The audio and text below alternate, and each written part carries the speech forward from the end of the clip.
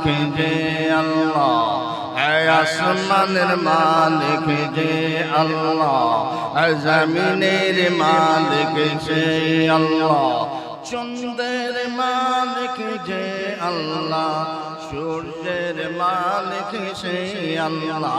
জোরে জোরে লা ইলাহা ইল্লাল্লাহ, লা ইলাহা ইল্লাল্লাহ, লা ইলাহা ইল্লাল্লাহ।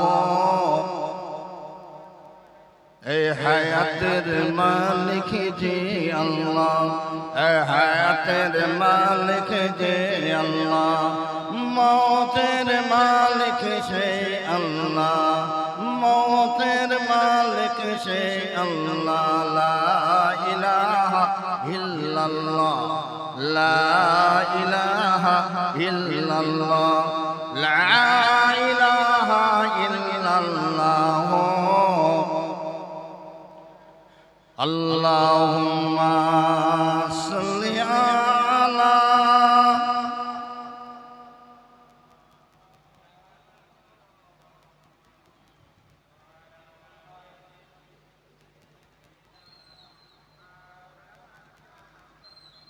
فقد قال الله تعالى في كلامه المجيد وفي الفرقان الحميد.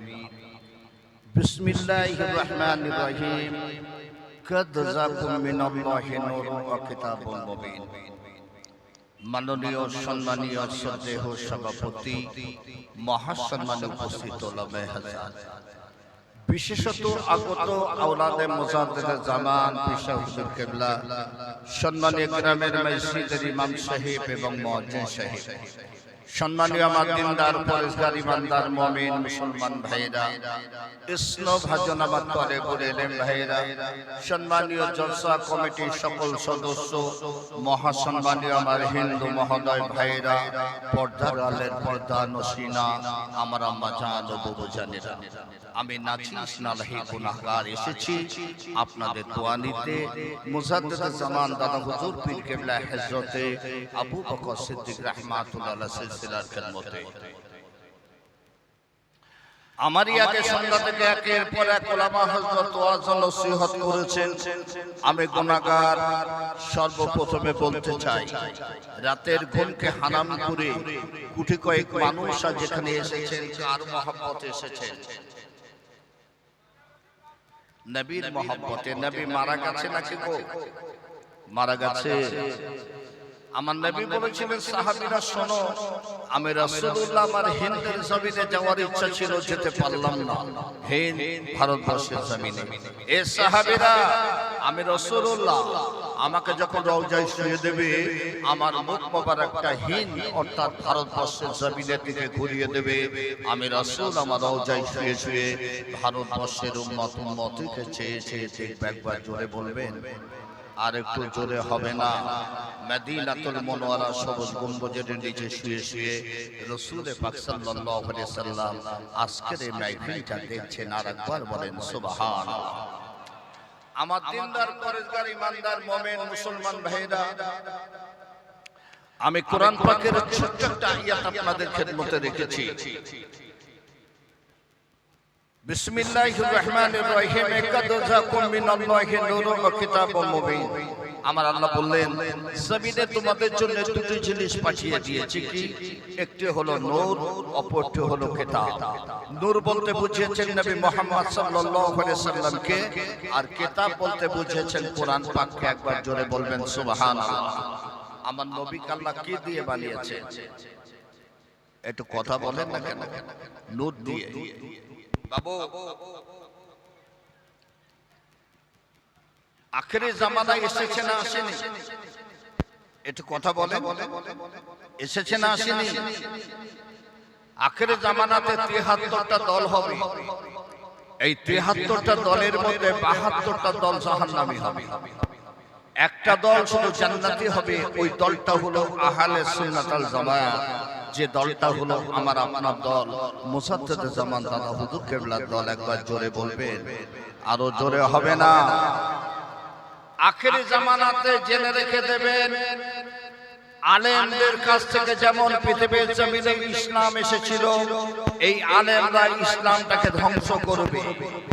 কেননা একদল মানুষ বলছে রাসূলুল্লাহকে আল্লাহ পাক নূর দিয়ে বানায় নাই, জোরে বলো নাউজুবিল্লাহ। আমার নবী পাক জিবরাইল আলাইহিস সালামকে প্রশ্ন করেছিলেন, জিবরাইল আপনার বয়স কত? বলেছিলেন আমি জানি না, তবে একটা তারা, একটা জ্যোতি, একটা নূরের ঝলক উদিত হতে দেখেছি। ৭০,০০০ বছর পর পর একবার উদিত হতো। আমি জিবরাইল ৭২,০০০ বার দেখেছি। আমার নবী বললেন, জিবরাইল, যে তারাটা, যে জ্যোতিটা, যে নূরের ঝলকটি ৭০,০০০ বছর পর পর একবার উদিত হতো, আপনি ৭২,০০০ বার দেখেছেন। ওটি ছিলাম আমি নবী মুহাম্মদ সাল্লাল্লাহু আলাইহি সাল্লাম। একবার জোরে বলবেন, আর একটু জোরে হবে না? তাহলে আমার নবীকে আল্লাহ কি দিয়ে বানালেন? কথা বলে, কি দিয়ে বানালেন? নূর দিয়ে। এই নূর দিয়ে সৃষ্টি করে আল্লাহ পাক আমার নবীকে পৃথিবীর কোন দেশে পাঠালেন? একটু কথা বলে। নূর দিয়ে সৃষ্টি করে আমার আল্লাহ নূর নবীকে পৃথিবীর মধ্য দেশ, মিডল ইস্ট কান্ট্রি, আরবের জমিনে পাঠিয়ে দিলেন। কখন পাঠালেন? 12 রবিউল আউয়াল, শবে সাদিক।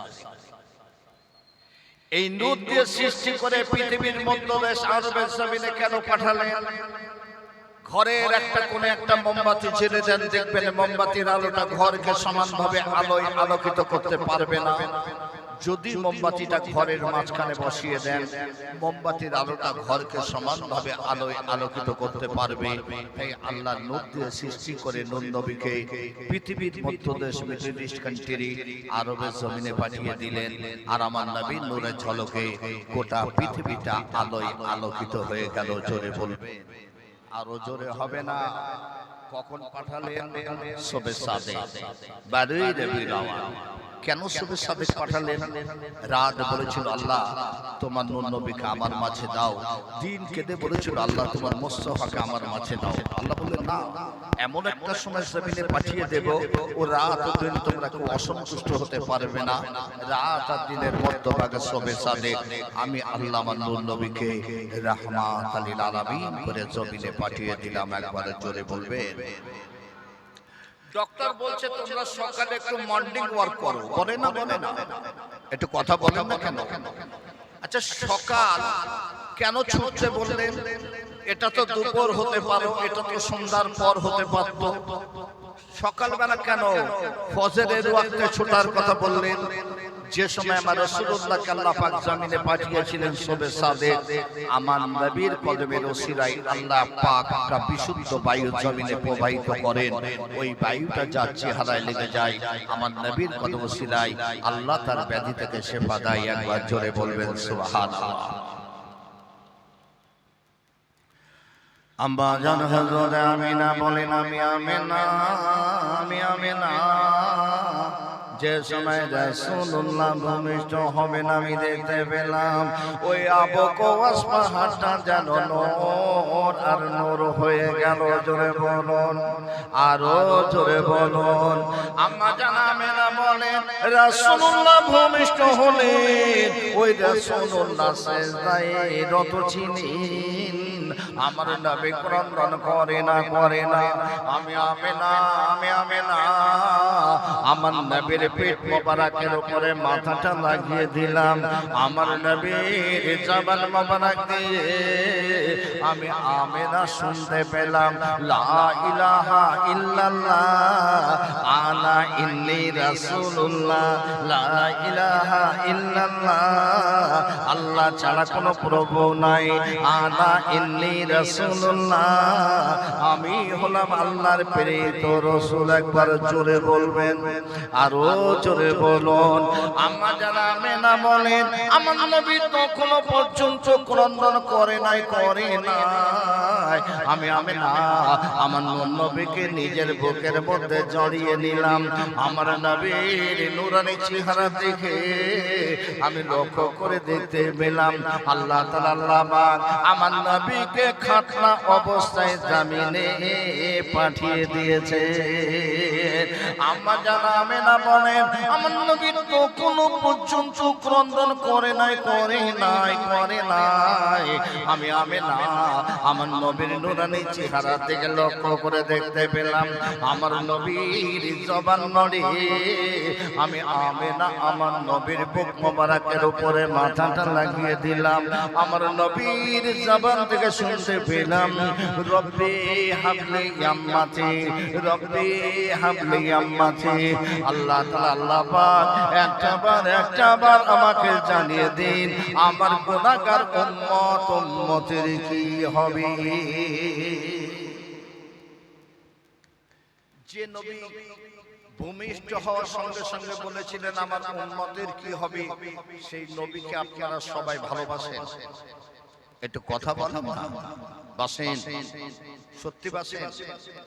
আচ্ছা, নবীকে আমরা ভালোবেসেছি না সাহাবীরা বেসেছেন না আমার আল্লাহ ভালোবেসেছিলেন? কে বেসেছে?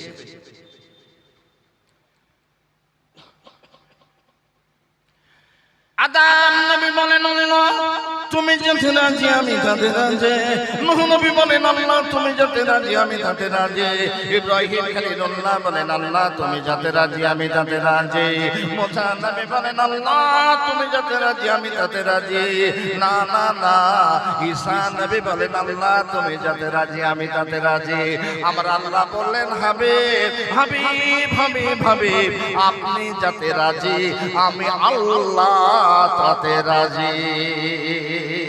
আমার আল্লাহ জানালেন বিসমিল্লাহির রহমানির রহিম ওমা খালাকতুল জিন্না ওয়াল ইনসা ইল্লা লিয়াবুদুন।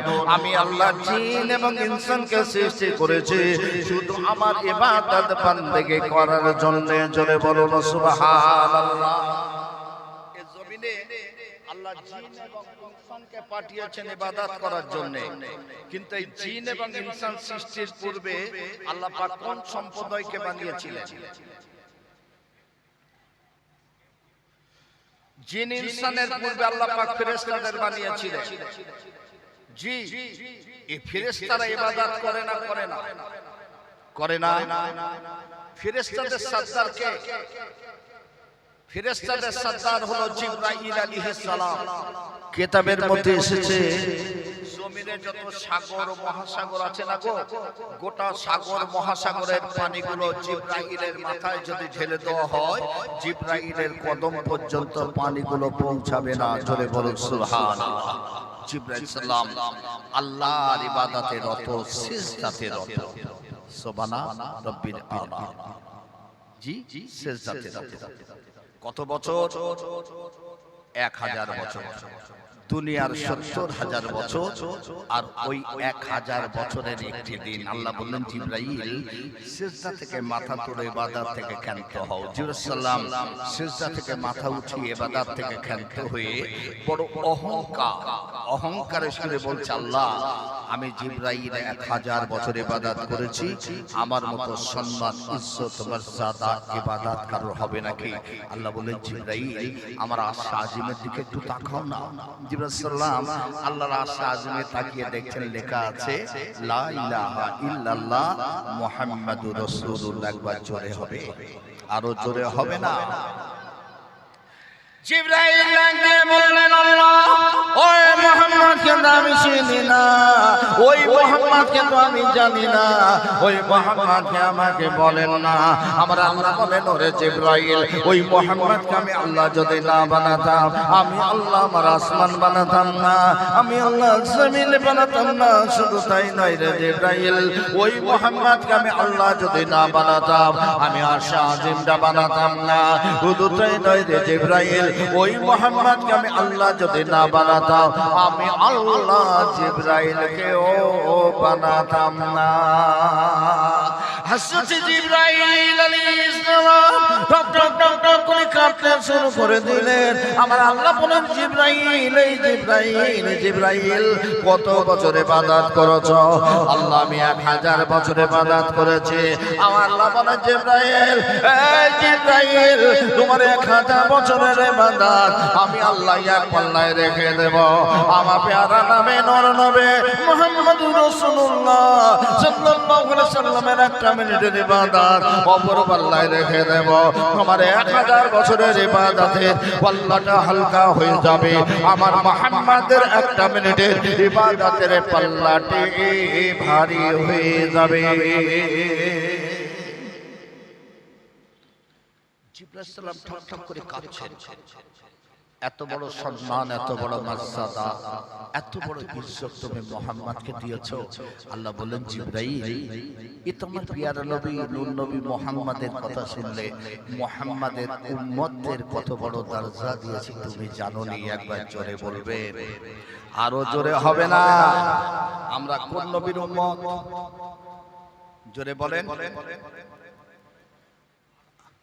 আখেরি নবী জনাবে হযরতে মুহাম্মদুর রাসূলুল্লাহ সাল্লাল্লাহু আলাইহি সাল্লামের উম্মত। আপনারা খুশি না বেজার? খুশি না বেজার? তাহলে আমার নবীর ইজ্জত কে দিয়েছে? জোরে বলেন। আল্লাহ দিয়েছে। মিশরের নীল নদ আছে না নেই? আছে না নেই? এই মিশরের নীল নদের পানি প্রতি বছর শুকিয়ে যায়, আর চাষাবাদ বন্ধ হয়ে যায়। প্রচলন আছে, একটা কুমারী নারীকে সুসজ্জিত করে ওই নীল নদের মাঝখানে নিয়ে বলি না দিলে পানি প্রবাহিত হয় না। কিন্তু মিশরের যিনি প্রেসিডেন্ট হলেন তার নাম হলো ওমর ইবনুল আস। তিনি বললেন, ইসলাম বলেনি, আল্লাহ বলেনি, রাসূল বলেনি একটা নিরীহ নারীকে হত্যা করার কথা, এটা সম্ভব নয়। এই বাবু, পৃথিবীর জমিনে নারীর ইজ্জত কে দিয়েছে? একটু কথা বলেন না কেন? একটা জামানা ছিল যে জামানাতে কন্যা সন্তান ভূমিষ্ঠ হলে তাকে গলা চেপে হত্যা করা হতো। আজ থেকে 1500 বছর আগে এটা বন্ধ করেছেন কে জানেন আপনারা? জানেন? আজকে আরজিকর কাণ্ডে মানুষ চিৎকার করছে, নারীর ইজ্জত বাঁচাও, কিন্তু আজ থেকে 1500 বছর আগে নারীর ইজ্জত দিয়ে গেছেন স্বয়ং আমার রাসূলুল্লাহ। একবার জোরে বলেন সুবহানাল্লাহ। আমার নবীর কাছে একজন ইহুদি এসেছিলেন। ইহুদি এসে বললেন, মুহাম্মদ, তুমি একটা মন্ত্র পাঠ করাচ্ছ না? এই মন্ত্র পাঠ করে নাকি অতীতের গুনাহগুলো মাফ হয়ে যায়। আমার নবী বললেন, তুমি যেটা শুনেছো ইহুদি ঠিকই শুনেছো। আমার মন্ত্র অন্য কিছু নয়, লা ইলাহা ইল্লাল্লাহ মুহাম্মাদুর রাসূলুল্লাহ সাল্লাল্লাহু আলাইহি ওয়াসাল্লাম। ইহুদি বলছেন, মুহাম্মদ, আমি একটা বড় গুনাহ করেছি, এই গুনাহটা কি মাফ হবে? এই গুনাহ মাফ হবে? রাসূল বললেন, ইহুদি শোনো, ইয়া আইয়ুহাল্লাযীনা আমানু তুবু ইলাল্লাহি তাওবাতান নাসুহা, লা ইলাহা ইল্লাল্লাহ মুহাম্মাদুর রাসূলুল্লাহ যদি পড়ে নাও, আমার আল্লাহ অতীত যত গুনাহ করেছো সব মাফ করে দেবে। একবার করে বলেন, কি গুনাহ করেছো? অসুবিধা হচ্ছে নাকি? অসুবিধা হচ্ছে?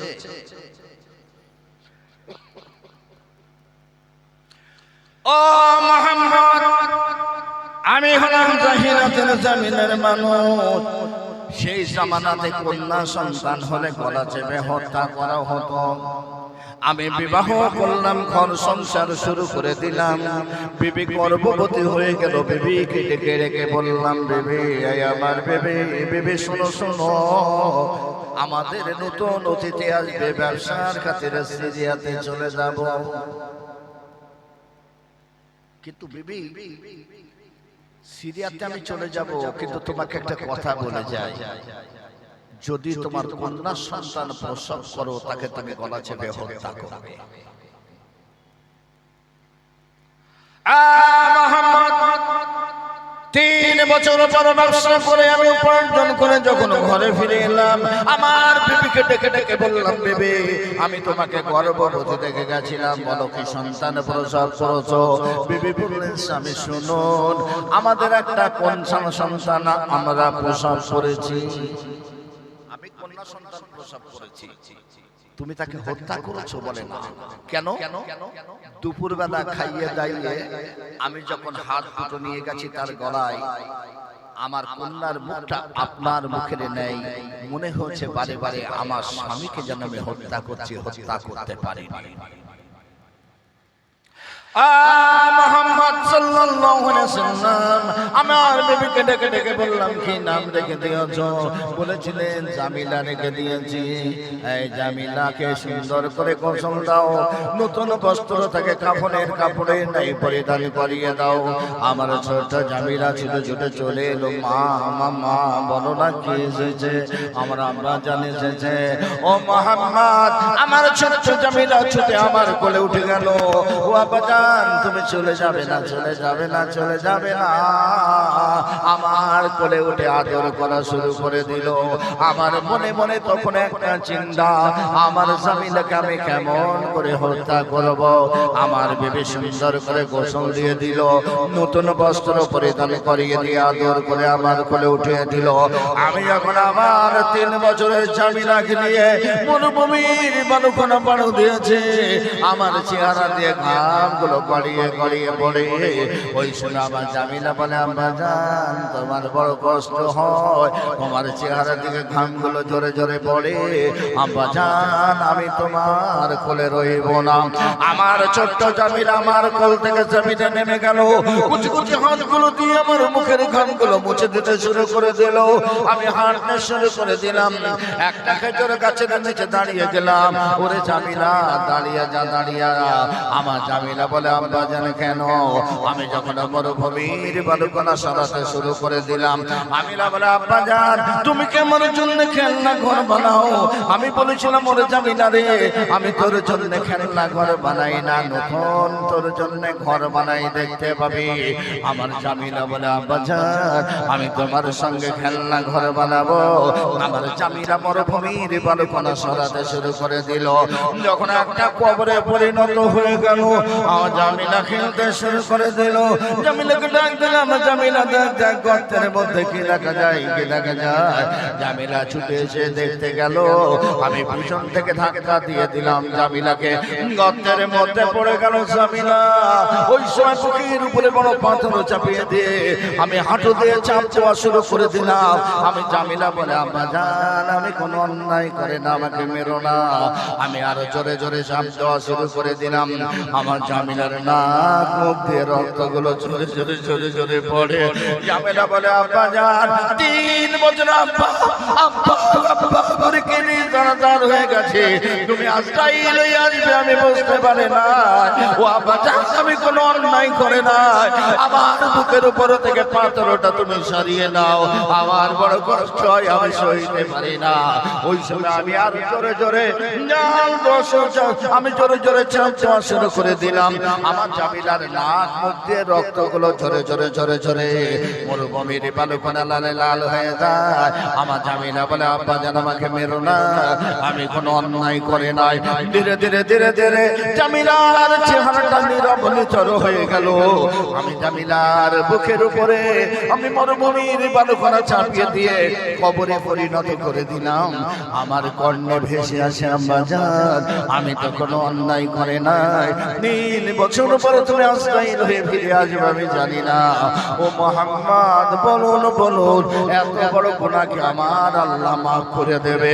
আমার আল্লাহর নবী বললেন, তোমার নামটা কি বলো? বললেন, আমার নাম দাহিয়া। ওরে দাহিয়া তুমি শোনো, আমার আল্লাহ হলো ইয়া আল্লাহ ইয়া রহমান ইয়া রহিম। আমার আল্লাহ এত বড় দয়ালু তুমি জানো না? একটা বাড়ি আইয়ুল্লাযিনা মানো তুবু ইলাল্লাহি তাওবাতান নাসুহা, তুমি যদি একবার তওবার মতো মতো তওবা করে আমার মন্ত্র লা ইলাহা ইল্লাল্লাহ মুহাম্মাদুর রাসূলুল্লাহ পড়ে নাও, আল্লাহ তোমার অতীতের জীবনের গুনাহগুলো মাফ করে দেবে। হযরত দাহিয়া সঙ্গে সঙ্গে আমার নবীর হাতে হাত দিয়ে ঈমানের কালেমা পড়ে মুসলমান বনে গেছিলেন।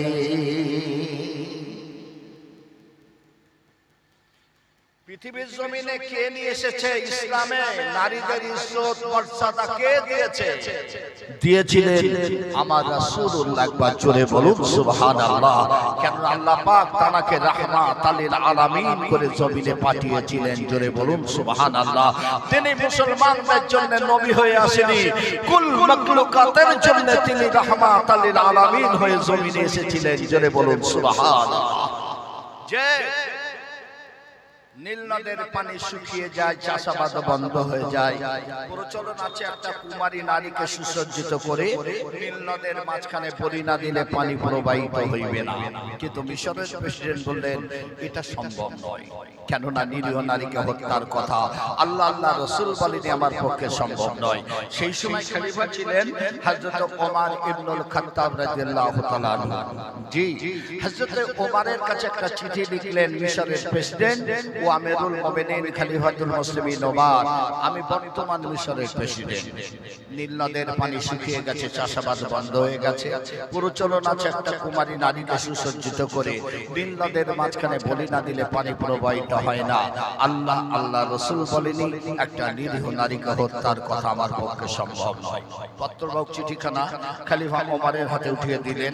খলিফা ওমর ইবনুল খাত্তাব চিঠিখানা পড়লেন, একটা চিঠি লিখলেন। একবার সুবহানাল্লাহ বলবেন, আরো জোরে হবে না? সাবধান হয়ে যাবে। ওমর ইবনুল খাত্তাব বলছে তুই যদি তোর ইচ্ছায় প্রবাহিত হোস, তোর পানির আমাদের কোনো প্রয়োজন নাই। তুই যদি আল্লাহর হুকুমে প্রবাহিত হোস, মুহাম্মাদুর রাসূলুল্লাহ সাল্লাল্লাহু আলাইহি সাল্লামের নামে রসিলাই প্রবাহিত হইবে। এটি ওমর ইবনুল খাত্তাব রাদিয়াল্লাহু তাআলা নজরে সুবহানাল্লাহ। পত্রবাহককে বলে দিলেন এই চিঠিটা নিয়ে মিশরের প্রেসিডেন্টকে উঠিয়ে দেবেন, দিয়ে বললেন আজ থেকে বলি দেওয়া নিষেধ। বলির পরিবর্তে এই চিঠিখানা মুহাম্মাদুর রাসূলুল্লাহ সাল্লাল্লাহু আলাইহি সাল্লামের নামে রসিলাই নীল নদের মাঝখানে দাফন করে দিতে ইনশাআল্লাহ তাআলা পানি প্রবাহিত হইবে। একবার জোরে হবে, আরো জোরে হবে না? চিঠিখানা নিয়ে মিশরের প্রেসিডেন্টকে উঠিয়ে দিলেন। মিশরের প্রেসিডেন্ট ক্যাবিনেট মন্ত্রীদের দেখে বললেন আজ থেকে বলি দেওয়া নিষেধ। বলির পরিবর্তে এই চিঠিখানা নীল নদের মাঝখানে মুহাম্মদ নামের ওসিলায় দাফন করে দিতে খলিফা ওমর বলেছেন।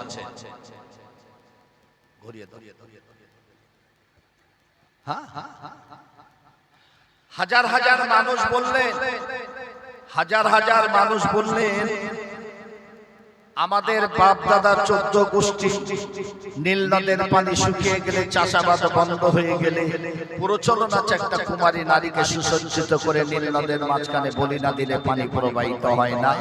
সামান্য একটা কাগজকে দাফন করে দিলে পানি প্রবাহিত হবে, এটা আমরা বিশ্বাস করি না।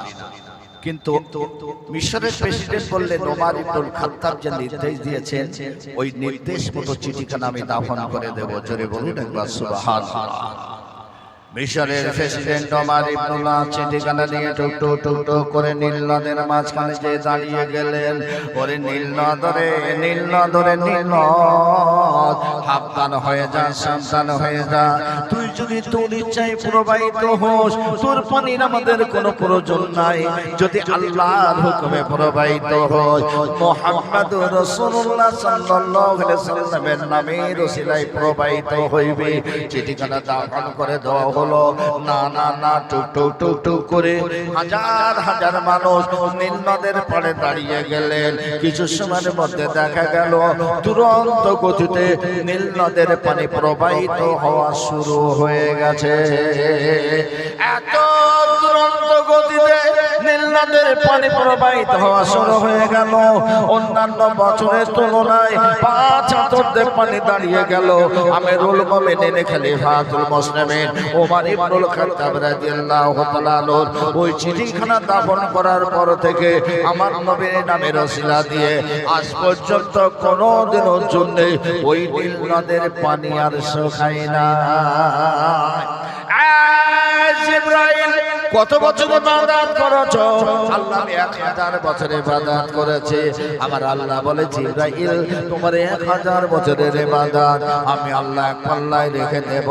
আমার পেয়ারা নবী নূর নবী মুহাম্মদুর রাসূলুল্লাহ সাল্লাল্লাহু আলাইহি ওয়াসাল্লামের উম্মতের জন্য আমি আল্লাহ বছরে একটা রাত দিয়েছি, যে রাতটার নাম হলো লাইলাতুল কদরের রাত। ওই এক রাতের ইবাদত অপর পাল্লায় রেখে দেব। তোমার 1000 বছরের ইবাদতের পাল্লাটা হালকা হয়ে যাবে। আমার মুহাম্মাদের উম্মতের একটা রাতের ইবাদতের পাল্লাটি ভারী হয়ে যাবে। সেই নবীকে সবাই ভালোবাসেন, একটু জোরে বলেন, হাত তুলে বলেন তো দেখি। নারায়ে তাকবীর, নারায়ে তাকবীর, সুবহানাল্লাহ। এই বাবু, আমরা যারা এখানে এসেছি আমরা মুসলমান তো? হ্যাঁ, একটু কথা বলেন না কেন? মুসলমান, রাগ করবেন না। ইয়াইহাল্লাযিনা আমানুত্তাকুল্লাহা হাক্কা তুকাতিহি ওয়া লা তামুতুন্না ইল্লা ওয়া আনতুম মুসলিমুন। আল্লাহ বললেন ঈমানদারগণেরা আমি আল্লাহ আমাকে ভয় করো, ভয় করার মতো করো, মুসলমান না হই তোমরা পড়ো না। এখানে যে কজন মানুষ বসে আছেন আল্লাহকে ভয় করেন, একটু কথা বলেন, হাত তুলে বলেন তো দেখি কে কে ভয় করে। নারায়ে তাকবীর, নারায়ে তাকবীর। সবাই আমাকে ভয় করে। বাবু, আখিরি জামানাতে গ্রামের মূর্খ মানুষেরা সমাজের নেতৃত্ব দেবে। এদের সুদের টাকা, ঘুষের টাকা, চুরির টাকা লোকের জমি ফাঁকি দিয়ে এরা কোটি কোটি কোটি কোটি টাকার মালিক হবে। এরা মসজিদ কমিটির সেক্রেটারি হবে। ইমাম সাহেব যখন সুদ ঘুষের বিরুদ্ধে বলবে, এ মানুষটা মসজিদ কমিটির সেক্রেটারি থেকে ইস্তফা দেবে। মসজিদের পাশে নতুন জায়গা ক্রয় করে মসজিদ বানাবে। এই মসজিদ হবে জেলার মসজিদ। ওই মসজিদে এক ওয়াক্ত নামাজ কবুল হবে না। আল্লাহকে ভয় করা হচ্ছে কিনা ভেবে দেখুন। আখিরি জামানাতে গ্রামের মোড়ে মোড়ে বাজার বসবে, দোকান বসবে গো। দোকানদার থাকবে না, দোকানদারি নেই হবে, নারীরা কেনা বেচা করবে। খরিদ্দার আকর্ষণ করার জন্য গান বাজনা টেলিভিশন লাগানো হবে। জেনে রেখে দেবেন কিয়ামতের আলামত, আল্লাহর গজবগুলো জমিনে ঝরঝর করে ধাবিত হবে। মুসলমান বলে দাবি করবে, মুসলমান ঘরে যুবকের হাতে মদের বোতল উঠবে গো। জেনে রেখে দেবেন কিয়ামতের আলামত, আল্লাহর গজবগুলো জমিনে ঝরঝর করে ধাবিত হবে। মুসলমান ঘরে নারীরা নগ্ন হয়ে যাবে গো। এরা পিতামাতা স্বামীকেও পাত্তা দেবে না, এরা নগ্ন হয়ে যাবে। এদের স্বামী থাকতে পরকিয়া করবে, অন্য পুরুষের সঙ্গে দৈহিক সম্পর্কে মিলিত হবে। আর দিনে দিনে চার সন্তানের সংখ্যা জমিনে বেড়ে যাবে। আল্লাহর গজবগুলো জমিনে ঝরঝর করে ধাবিত হবে। আখিরি জামানা পুরুষদের পোশাক নারীরা পরিধান করবে। কিয়ামতের আলামত, আল্লাহর গজবগুলো জমিনে ঝরঝর করে ধাবিত হবে। আজকের মুসলমান লাইফ ইনশিওর ফিক্সড এলআইসি মহিলা সমিতি বন্ধন করে সুদ গ্রহণ করে তোমরা ধনী হতে চাইছো। কথা ঠিক না ভুল বললাম? এ বাবু, সুদ খাওয়া যাবে তো? যাবে। কিয়ামতের ময়দানে আমার আল্লাহ দুই শ্রেণীর মানুষের সঙ্গে যুদ্ধ করবে। কিয়ামতের ময়দানে এক হলো যারা আল্লাহর ওলিদের বিরুদ্ধে চরণ করবে, মানে আদা ওলি আল্লাহ ফাকাদ আযানতুহু বিল হক, আল্লাহ তাদের বিরুদ্ধে যুদ্ধ করবে।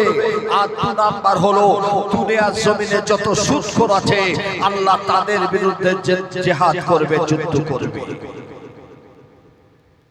কি মনে করেছে জান্নাত কি মামার বাড়ি নাকি? হ্যাঁ, এ বাবু, আখিরি জামানার মসজিদগুলো সুন্দর হবে, চাকচিক্য হবে।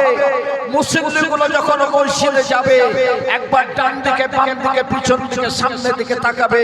নাসিমউদ্দিন নামাজ পড়তে যাচ্ছ তোমরা, দুনিয়ার মানুষ আমাকে দেখো। রাগ করছেন নাকি? হ্যাঁ,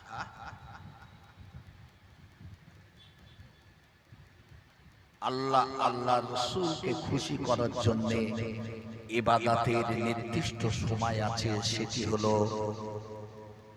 কখন? তাহাজ্জুদের ওয়াক্তে। জোরে বলুন একবার সুবহানাল্লাহ। মানুষ যখন রাতের অন্ধকারে জাহান্নামের আগুন থেকে নাজাতের জন্য কাঁদে, কবরের আযাব থেকে নাজাতের জন্য কাঁদে, একটা ফোঁটা চোখের পানি যখন গড়ায়, ওই পানিটা আল্লাহ বলে জিবরাইল উঠিয়ে রেখে দাও আরশ আজিমে। ওই বান্দার বিচারের পরে জাহান্নামী হয়ে গেছে, আল্লাহ বলবে ওই এক ফোঁটা চোখের পানি জাহান্নামায় ফেলে দাও, গোটা জাহান্নামটা দপ করে নিভে যাবে। আল্লাহ বলবে আমার বান্দা সেদিন কেঁদেছিল জাহান্নামের আগুন থেকে নাজাতের জন্য, আমি আল্লাহ ওকে জাহান্নামায় দিতে পারবো না। ফেরেশতারা আমার বান্দাকে জান্নাতের মধ্যে দাখিল করে দাও। জোরে বলো। হ্যাঁ, কি মনে করেছো টাকা হচ্ছে দুনিয়ার মানুষ, তার কাছে যে মাথা নত করছো নাকি? তোমরা দাদা হুজুর করো, জানো কি আমার দাদা হুজুর পীর কেবলা হযরত আল্লামা রুহুল আমিন রাহমাতুল্লাহ আলাইহি আর মুজাদ্দেদে জামান দাদা হুজুর কেবলা পূর্ব বাংলাতে গেছে, একটা বাড়িতে খেতে দিয়েছে। খলিফাগণ বসে আছেন, আগে হুজুর গালে উঠাবেন লোকমা, তবে খলিফারা খাবে। তো মুজাদ্দেদে জামান এক লোকমা গালে উঠিয়ে থুতু করে ফেলে দিয়েছে। ফেলে দিয়ে বলে দাদা, এ বাড়ির মালিক কে? হুজুর আমি আবু বকর, আমাকে সুদের টাকার ভাত খেতে দিয়েছো। জোরে বলবেন না একবার? হ্যাঁ, সুদের টাকার ভাত খেতে দিয়েছো। তা আমি আবু বকর, আমার কাছে টাকা নেই গো, আমার পিরহানটা খুলে রেখে গেলাম, ফুরফুরা চলে যাবে, 5টা টাকা তোমাকে এক লোকমা ভাত গালে দেওয়ার জন্য আমি ফিরিয়ে দেব, আমার পিরহানটা ফিরিয়ে দেবে। কি মনে করছো? হ্যাঁ, আজ আমি আপনাদের বোঝানোর জন্য বলবো, কিঞ্চিত পরিমাণ সুদের সঙ্গে 36 বার জেনা করলে যে গুনাহ তার থেকে বেশি গুনাহ তারা তাদের মায়ের সঙ্গে কিন্তু জেনা করছো। ব্যাংক থেকে সুদের টাকা তুলে নিয়ে ইলিশ মাছ কিনে নিয়ে বাড়ি যাচ্ছে, আর দুনিয়ার মানুষ বলছে দেখ একটা ধনী মানুষ, দেখ ইলিশ মাছ নিয়ে যাচ্ছে। আরে একটা ছেলে একটা মেয়ের সঙ্গে একটা কিছু করে ফেলেছে, একবার লোকটাকে গাছের গায়ে বেঁধে পেটাচ্ছে, কথা ঠিক না ভুল বললাম? কিন্তু এ তো সুদ গ্রহণ করেছে, কিঞ্চিত পরিমাণ সুদের সঙ্গে 70 বার জিনা করলে যে গুনাহ তার থেকে বেশি গুনাহ। তাহলে অপরাধী আল্লাহর কাছে বেশি কে, ইলিশ মাছ ক্রেতা না এই ছেলেটা হবে? বোঝেননি আমার কথা? আজ আমি আপনাদের বোঝানোর জন্য বলবো, মদিনার জমিনে মদিনার রমণে আমার রাসূলের কাছে এসে বললেন, ইয়া হাবিবাল্লাহ, ইয়া রাসূলুল্লাহ, তুবু ইলাল্লাহি তাওবাতান নাসুহা। হুজুর আমি আপনার কাছে তওবা করতে এসেছি। এই নফসটাকে জ্বালাতে হবে না, হবে না? একটু কথা বলেন না কেন? এই যে সিয়াম, সিয়াম মানে কি? সিয়াম শব্দের অর্থ রোজা। এই রোজা মানে কি? জ্বালিয়ে পুড়িয়ে দাও, জ্বালাও পোড়াও নফসটাকে। জি, যদি তুমি তোমার নফসটাকে জ্বালাতে না পারলে তুমি কি করে মুমিন হবে? ওলা তাহিনু ওয়ালা তাহজানু ওয়া আনতুমুল আলাউনা ইন কুনতুম মুমিনিন। আল্লাহ বলছে তোরা চিন্তা করিস না, ভয় পাস না, তোরা যদি প্রকৃত মুমিন মুসলমান হতে পারিস, তোরা যে কাজে যাবি আমি আল্লাহ প্রতিটা কর্মে তোদের বিজয়ী করে দেব। জোরে হবে না, জোরে হবে না। মেয়ে দেখতে যাচ্ছ ছেলের জন্য, মুরব্বী মানুষ এখানে আছে দু একজন। আগে বলা হতো ছেলের জাত রক্ত বংশ, মেয়ের জাত বংশ রক্ত দেখিস, কথা বলা হতো না, হতো না। আর এখন বলা হচ্ছে কি ছেলের বাপের টাকা আছে কি মেয়ের বাপের টাকা আছে সেটা দেখো, হোক না ছেলে মাথা। কথা ঠিক না ভুল বলছেন? রাগ করছেন নাকি আমার কথা? হ্যাঁ, তুমি হজ করে এসেছো, তুমি জানো আমার বেই সুদ খায়, তার বাড়ি যেয়ে তুমি খেতে পারো? পারো খেতে? হ্যাঁ, মরবা না, মরবা না। আজ আমার কথা আপনাদের রাগ হতে পারে, তবু সত্য কথা বলে যাচ্ছে, আল্লাহকে ভয় করুন। মদিনার রমণে এসে বললেন, ইয়া হাবিবাল্লাহ, ইয়া রাসূলুল্লাহ, আমি একটা বড় গুনাহ করেছি, আপনার কাছে আমি তওবার মতো তওবা করার জন্য এসেছি। কি গুনাহ? যেহেতু বড় গুনাহ। কত বড়? আসমান সমান বলে হতে পারে।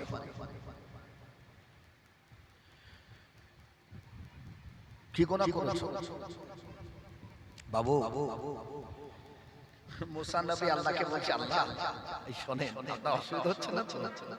শুনে মুসা নবী আল্লাহকে বলছে, আল্লাহ পৃথিবীর সবথেকে নেককার বান্দাকে আর গুনাহগার বান্দাকে আমাকে দেখাও। আল্লাহ বলছে, মুসা সকালবেলা দেখবে যাকে প্রথম তোমার সঙ্গে দেখা হবে সেই হলো সবথেকে গুনাহগার, আর সন্ধ্যাবেলা দেখবে যার সঙ্গে তোমার দেখা হবে সেই হলো সবথেকে নেককার।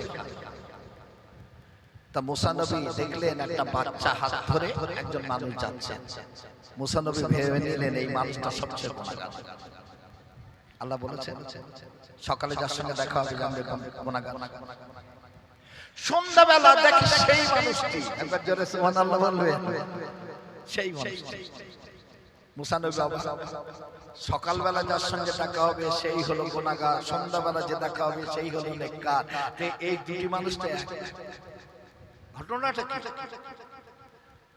তুর পাহাড়ে যে আল্লাহ ব্যাপারটা আমি বুঝতে পারলাম না, ব্যাপারটা কি? আল্লাহ বলছে, বান্দা মুসা নবী শোনো, আমার ওই বান্দা সকালবেলা যখন বাচ্চাটাকে হাত ধরে নিয়ে যাচ্ছিল, বাচ্চাটা প্রশ্ন করেছে, আব্বাজান এই দুনিয়ার জমিনে সবথেকে বড় কি, উঁচু কি? বললেন পাহাড়। তার থেকে কি বড়? আসমান। তার থেকে বড় কি আব্বা? বলেছিলেন, বাবা তার থেকে আসমানের থেকে বড় হলো আমার গুনাহ। জোরে বলুন একবার সুবহানাল্লাহ। আল্লাহ বলছেন, মুসা ওই বান্দা যখন বলেছিল আসমানের থেকে বড় হলো আমার গুনাহ, আমি আল্লাহ সহ্য করতে পারিনি, ওর গুনাহ খাতা মাফ করে ওকে নেককার করে দিয়েছি। একবার জোরে বলবেন জি। মদিনার রমণে বললেন, ইয়া হাবিবাল্লাহ, ইয়া রাসূলুল্লাহ, বড় গুনাহ অন্য কিছু নয় হুজুর, আমি একটাবার জিনা করেছি, জিনা করেছি। কিঞ্চিত পরিমাণ সুদ, সুদ জেনা। আর মদিনার রমণী একটিবার জেনা করেছে। রাসূল বললেন, এই বেরিয়ে যাও। মদিনার রমণী জেনা করেছে। মদিনার রমণী বলেন, ইয়া হাবিবাল্লাহ, ইয়া রাসূলুল্লাহ, হুজুর আমাকে তাড়িয়ে দেবেন না। না না না, আমার নষ্টাকে আমি নিয়ন্ত্রণ রাখতে পারি না হুজুর, আমি একবার গুনাহ করেছি, আমার জীবনের গুনাহটা কি মাফ হবে না? রাসূল বলছেন, তুমি একবার জিনা করেছো কেন? তোমার ঘরে স্বামী নেই? বলছে, আমার স্বামী আছে। তবে তুমি জিনা করলে? হুজুর বহু দূরে আমার স্বামী থাকেন ব্যবসার খাতিরে, বহুদিন পর পর আসেন, নফসটাকে নিয়ন্ত্রণ রাখতে পারিনি, একবার জিনা করে ফেলেছি, একবার জিনা করেছি। আল্লাহ নবী বললেন, তুমি গর্ভবতী হয়ে গেছো 3 মাস। রাসূল বললেন, আমি তোমার উপরে রজম জারি করে দিলাম। একবার জোরে বলবেন, জোরে বলেন নাউজুবিল্লাহ। এই রজম জারিটা কি জানেন আপনারা?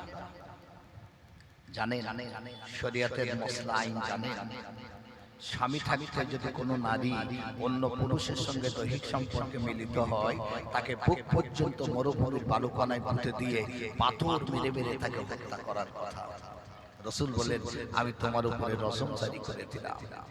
বাবু, এই নফসটাকে চালাতে পোলাতে হবে না, হবে না? একটু কথা বলেন না কেন? অসুবিধা হচ্ছে না তো? আজ আমি আপনাদের বোঝানোর জন্য বলবো, আল্লাহর নবী হযরত জুন্নুন মিশরী রাহমাতুল্লাহ আলাইহি নদীর ধারে দাঁড়িয়ে দাঁড়িয়ে আল্লাহ আল্লাহ আল্লাহ জিকির করছে। সুবহানাল্লাহ বলেন, জোরে বলেন না। হঠাৎ করে জুন্নুন দেখছেন একটা কুমির নদীর পানিতে ভাসমান হয়ে গিয়েছে, আর একটা কাকড়া বিচ্ছু কোথায় ছিল এসে কুমিরের পিঠে উঠে গেছে। কুমিরটি নদীর পানি দিয়ে চলতে শুরু করেছে। জুন্নুন মিশরী অবাক। জুন্নুন মিশরী বিসমিল্লাহির রহমানির রহিম বলে উত্তাল নদীর পানির উপর দিয়ে হাঁটতে শুরু করে দিয়েছে। একবার জোরে হবে, আরো জোরে হবে না? জুন্নুন মিশরী দেখলেন কুমিরটি কাকড়া বিচ্ছুটাকে পার করিয়ে দিয়েছে, নদী পার করিয়ে দিয়েছে। আর জুন্নুন মিশরী নদী পার হয়েছে, দেখছেন কাকড়া বিচ্ছুটা চলছে, রাস্তার উপর একটা মাতাল পড়ে আছে, মাতাল মতমত। আর একটা বিষাদর সর্প ছুটে এসেছে মাতালকে দংশন করবে। কাকড়া বিচ্ছুটা যে সর্পকে দংশন করেছে, সাপটা মরে গেছে। জুন্নুন মিশরী অবাক। হযরতে জুন্নুন মিশরী সেজদায় চলে গেলেন। আল্লাহ, এমন দৃশ্য আমি কেন দেখলাম? কেন তুমি আমাকে দেখালে? আল্লাহ, কুমিরের পিঠের উপরে কাকড়া বিচ্ছুটাকে নদী পার করিয়ে ওই বিষধর সর্পটাকে দংশন করালে, আর সর্পটা মারা গেল। আল্লাহ বলে, বান্দা, এই বান্দা জুন্নুন শোনো, আমার ওই বান্দা মাতাল হতে পারে, কিন্তু একটা কাগজ পড়েছিল রাস্তার উপরে, ওই কাগজটার উপরে লেখা ছিল বিসমিল্লাহির রহমানির রহিম। ও মাতাল জানে না, কোরআন পড়তে পারে না, আরবি পড়তে পারে না। ওই মাতাল ওই বিসমিল্লাহ শরীফটা নিয়ে চুম্মা দিয়ে পকেটে রেখে দিয়েছিল। আমি আল্লাহ বিষধর সর্পের দংশনের হাত থেকে ওই কাকড়া বিচ্ছুটাকে নদী পার করিয়েছে কুমিরের পিঠের উপরে, আর ওই সর্পটাকে দংশন করিয়ে আমার মাতাল বান্দাকে আমি আল্লাহ হেফাজত করেছি।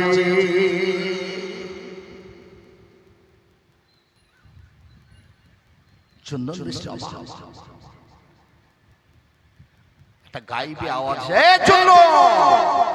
আমি আল্লাহ, আমাকে পেতে চাও তবে জঙ্গলে চলে যাও। আমার একজন মেহবুব বান্দা ইবাদতে রত, তার কাছে যে তুমি বায়াত হবে। জোরে বলুন একবার সুবহানাল্লাহ।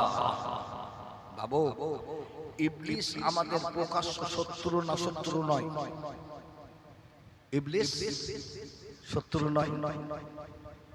জুন্নুন মিশরী জঙ্গলের মধ্যে যে দেখছেন একজন মানুষের ডান পা উরু থেকে কাটা, আর কাটা পায়ে পোকাগুলো থুকবুক করছে, আর বুকটা পাথরের গায়ে ধাক্কা দিচ্ছে, আর বলছে, নাস তুই আল্লাহর হয়ে যা, আল্লাহর হয়ে যা। যতক্ষণ না আল্লাহর হয়ে যাবি তোকে এমন করে শাস্তি দেব।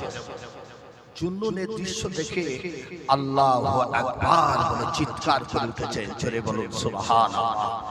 ওই মানুষটা বলছেন, এই গভীর জঙ্গলে কে কে? আল্লাহু আকবার বললে কে গো? জুন্নুন এগিয়ে এসেছেন। হুজুর, আমি এখানে কি জন্য এসেছো?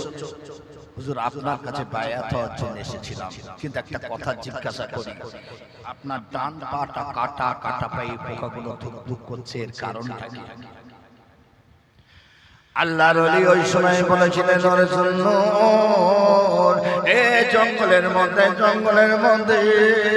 আজ আমি 11 বছর ধরে ইবাদত বান্দেগি করি, আল্লাহর ইবাদতে রত হয়ে থাকি।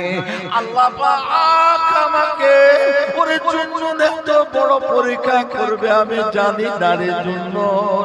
একটা অপর সুন্দরী যুবতী রমণী আমার সামনে এসে দাঁড়িয়ে গেল, একটু আমার কাছে এসো, আমার সঙ্গে কথা বলো। ওরে জন্য এত সুন্দর নারী আমি জমিনে দেখি না।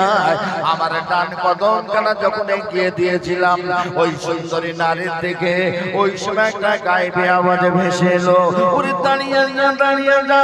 আর একটা কদম যদি ওই রমণীর দিকে এগিয়ে যায়, আমি আল্লাহ তোর ইবাদত বান্দেগুলো কেটে নেব। ওরে বন্ধু, ওই একটা কদম সুন্দরী রমণীর দিকে এগিয়ে যাওয়ার কারণে আমার ডান কদমটা কেটে, ডান পাখানা কেটে ফেলে দিয়েছে। ওই কাটা পায়ে পোকাগুলো তো করছে, আর বুকটা পাথরের গায়ে ধাক্কা দিয়ে বলে, ওরে নাস তুই আল্লাহর হয়ে যা, ওরে নাস তুই আল্লাহর হয়ে যা। যতক্ষণ না আল্লাহর হয়ে যাবে আমি তোকে এমন করে কষ্ট দিতে থাকবো। আল্লাহর নবী বললেন, মদিনা রমণী, আমি আপনার উপরে রজমদারি করে দিলাম। ওই সময় রাসূলকে ডেকে বললেন, ইয়া হাবিবাল্লাহ, ইয়া রাসূলুল্লাহ, হুজুর দেরি করবেন না, আমার উপরে রজমদারি করে দিন। ওই সময় বলেছিলেন, না না, তোমার গর্ভে যে সন্তান আছে ওই সন্তান যতক্ষণ না ভূমিষ্ঠ হবে আমি রাসূল তোমার উপরে রজমদারি করতে পারবো না। সন্তানটাকে হারাম না হালাল?